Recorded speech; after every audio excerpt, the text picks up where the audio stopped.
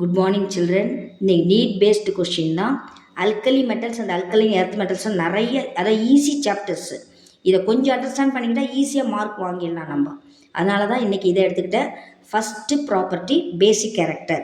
So இந்த order கொடுத்துருக்கேன். நான் வந்து கரெக்ட் ஆப்ஷன்னா கரெக்ட் ஆர்டரில் தான் எழுதியிருக்கேன்.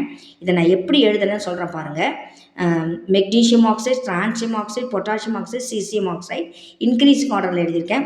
உங்களுக்கு வந்து கொஷின் பேப்பரில் பார்த்தீங்கன்னா டிக்ரீஸிங் ஆர்டரில் கொடுத்துருப்பாங்க, ஒரு மாற்றி மாற்றி கொடுத்துருப்பாங்க. நான் கரெக்ட் ஆப்ஷன் கரெக்ட் இதை எழுதிட்டேன். இது எப்படி எழுதுனேன்னு சொன்னால் டிப்ஸ் பாருங்கள்.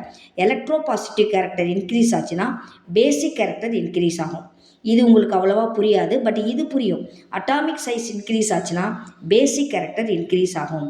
As the atomic size increases basic character increases. As we move down the group size வந்து இன்க்ரீஸ் ஆகிட்டே போகுது. ஸோ அதில் பார்க்கும்போது மெக்னீஷியத்தோட சைஸ் வந்து டிரான்சியம் அதிகம், டிரான்சியத்தோட பொட்டாசியம் அதிகம், அதை விட அதிகம் சீசியம். இல்லை ஆனியான் எல்லாத்துலேயும் சேமாக தான் இருக்குது. So basic character in this order only, increasing order. Thank you children. அடுத்த கேரக்டர் நம்ம பார்க்கலாம்.